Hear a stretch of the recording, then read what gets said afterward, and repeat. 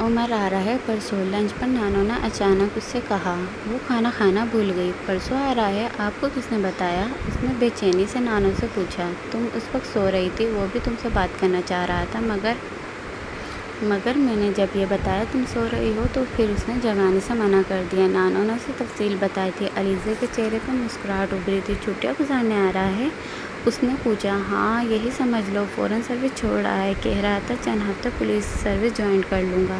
علیزے کو حیرت کا جھٹکا لگا۔ عمر اور پولیس سروس؟ مجھے یقین نہیں آ رہا۔ نانو، اتنی اچھی پوسٹ چھوڑ کر وہ پولیس کیا کرے گا یہاں؟ انکل نے اسے کچھ کہا نہیں کہا؟ اسے ابھی بھی یقین نہیں آ رہا تھا۔ جہانگیر سے اس کا کوئی جھگڑا ہوا ہے، اس نے تفصیل نہیں بتائی، لیکن they are not on talking terms nowadays. اس میں کون سی نئی بات ہے؟ یہ تو پچھلے کئی سال سے ہو رہا ہے۔ علیزے کو واقعی کوئی حیرانی نہیں ہوئی تھی۔ ہاں، مگر ابھی بھی کوئی جھگڑا ہوا ہے ان دونوں میں؟ اب آئے گا تو پتہ چلے گا کیا ہوا ہے۔ نانو بھی زیادہ فکر مند نہیں لگ رہی تھی۔ یہی رہے گا کیا؟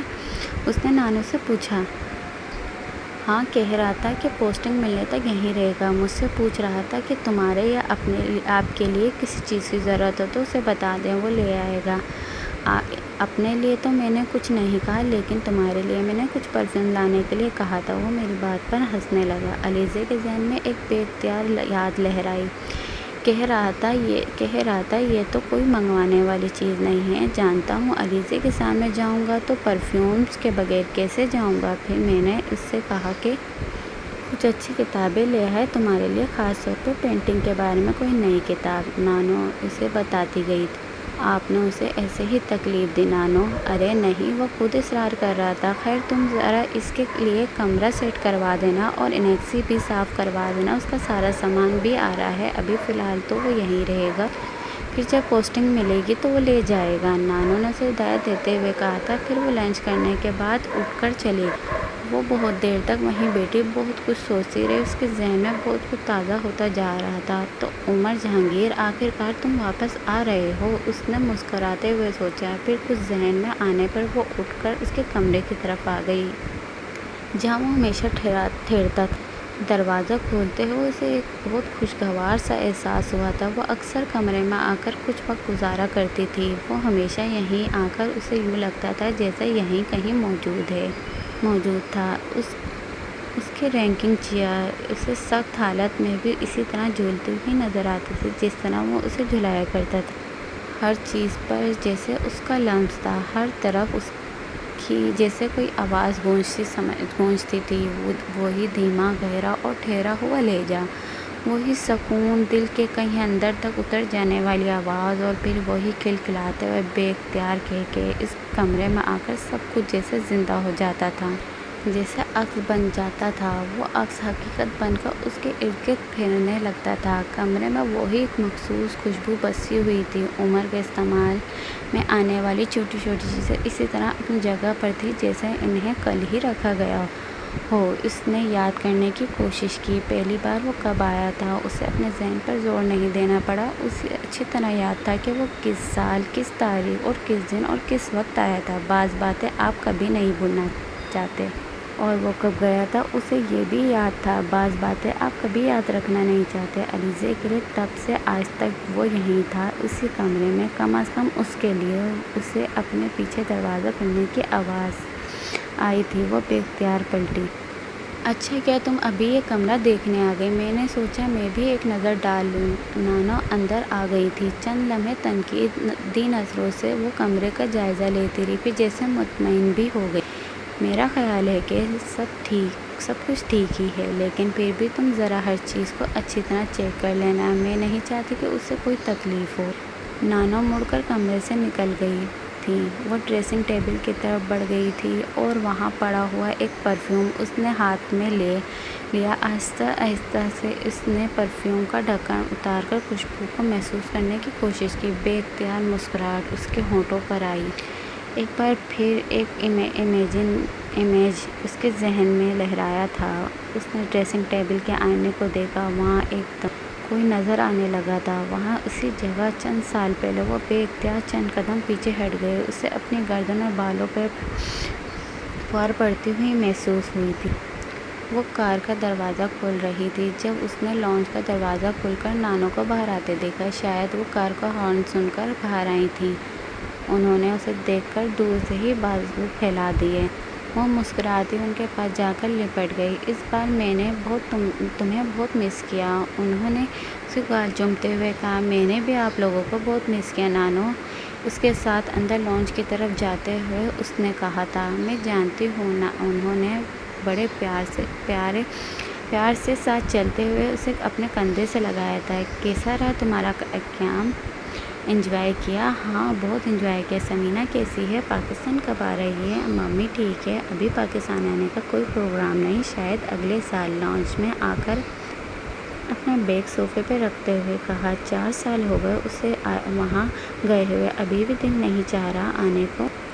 اس نے نانو کو بڑبڑاتے ہوئے سنا تھا۔ وہ کچھ دیر اس کا چہرہ دیکھتی رہی۔ وہ لوگ آسٹریلیا سے امریکہ شفٹ ہونے کا سوچ رہے ہیں، انکل کا کانٹریکٹ ختم ہو رہا ہے اس سال، امریکہ کی کسی کمپنی کے آفر پر غور کر رہے ہیں۔ ممی کہہ رہی تھی کہ اگلے سال اگر امریکہ سیٹل ہونے کا ارادہ کر لیا تو وہاں جانے سے پہلے پاکستان کا چکر کر جائیں گے۔ اس نے جیسے نانو کو تسلی دینے کی کوشش کی تھی۔ تمہارے باقی بہن بھائی کیسے ہیں؟ نانو نے جیسے اس کا چہرہ پڑھنے کی کوشش کی۔ بہت اچھے ہیں، اب تو بڑے ہو گئے ہیں، میں تصویر لے کر آئی ہوں، آپ دیکھ لیجیے۔ اس نے نظریں چراتے ہوئے جھک کر اپنے بیگ کھولنا شروع کر دیا۔ نانو خاموشی سے اس کا چہرہ دیکھتی رہی تھی۔ تم پہلے سے کمزور ہو گئی ہو؟ ہاں شاید، میں کچھ دن بیمار تھی، پانی سوٹ نہیں کر رہا تھا۔ ایک ہلکی سی مسکراہٹ کے ساتھ اس نے نانو کو بتایا۔ بیمار ہو گئی تھی؟ مگر تم نے مجھے تو نہیں بتایا۔ سمینا نے بھی فون پر ذرا ذکر نہیں کیا۔ نانو اٹھ کر تشویش بھری انداز میں اس کے پاس آ کر بیٹھ گئی۔ میں نے منع کر دیا تھا، آپ خواہ پریشان ہو جاتی، ویسے بھی زیادہ سیریس بات نہیں تھی۔ اس نے لاپرواہی سے کہا۔ پھر بھی تمہیں بتانا چاہیے تھا اس طرح۔ نانو پلیز، ٹھیک ہوں، آپ خود دیکھ لیں، اب بیمار لگ رہی ہوں۔ اس نے بات ٹالنے کی کوشش کی تھی۔ کرسٹی کہاں ہے؟ اسے ایک دم جیسے یاد آیا تھا۔ سیڑھیوں کے نیچے سو رہی تھی۔ میں نے تم سے چائے کا بھی نہیں پوچھا، میں ذرا کھانے کے لیے کچھ کہہ کر آتی۔ نانو اٹھ کر کچن کی طرف چلی گئی۔ اس نے گہری سانس لے کر صوفے کی پشت پر ٹیک لگائی۔ ایک ماہ بعد واپس آ کر اسے بہت سکون اور اطمینان کا احساس ہو رہا تھا، یوں جیسے وہ گھر واپس آ گئی ہو۔ ہر چیز اسی طرح تھی۔ وہ اٹھ کر کھڑکی کے پاس آئی۔ مالی گھاس کاٹ رہا تھا۔ وہ کچھ دیر بے مقصد اسے دیکھتی رہی، پھر وہاں سے کوریڈور کی طرف آ گئی تھی۔ کوریڈور کراس کرنے کے بعد اسے سیڑھیاں نظر آئی تھیں۔ بے اختیار ایک مسکراہٹ اس کے چہرے پر نمودار ہو گئی تھی۔ کرسٹی، اس نے بلند آواز میں پکارا۔ میاؤں کی آواز کے ساتھ ایک بلی سیڑھیوں کے نیچے سے نمودار ہوئی اور تیزی سے اس کی طرف لپٹی۔ وہ گھٹنوں کے بل فرش پر بیٹھ گئی تھی۔ بلی سیدھی اس کے پاس آئی تھی۔ اس نے اسے گود میں بٹھا لیا۔ چند منٹ تک وہ اس کا سر اور جسم سہلاتی رہی تھی۔ اس نے اسے ہاتھ میں اٹھا کر اپنے چہرے کے پاس کیا تھا۔ میں نے تمہیں بہت مس کیا، بہت۔ اس نے اس سفید بلی سے یوں کہا تھا جیسے وہ اس کی بات سمجھ رہی ہو۔ تم نے مجھے یاد کیا؟ بلی میاؤں کی آواز کے ساتھ اس کی بات کا جواب دینے کی کوشش کر رہی تھی۔ ہاں میں جانتی ہوں، تم نے بھی مجھے مس کیا ہوگا۔ وہ بلی کو اٹھا کر دوبارہ لانچ میں آ گئی۔ صوفے پہ بیٹھنے کے بعد اس نے بلی کو بھی اپنی گود میں بٹھا لیا اور نرمی اور محبت سے اس کے جسم کو سہلانے لگی۔ تو پہنچ گئی یہ تمہارے پاس؟ نانو اس وقت کچن سے آئی تھی اور ان کی بات پر مسکرائی۔ نہیں، اس کو تو پتہ بھی نہیں چلا، میں خود ہی لے کر آئی ہوں۔ نانو کہاں ہے نانا؟ اسے بات کرتے کرتے اچانک یاد آئے تھے۔ وہ گھر پر ہی تھے، تمہارا انتظار کر رہے تھے۔ اچانک جم خانے سے فون آ گیا، کوئی کام تھا وہاں، مجھے کہہ کر گئے تھے 3-4 گھنٹے تک آ جاؤں گا۔ اب دیکھو ان کے 3-4 گھنٹے 3-4 ہی رہتے ہیں۔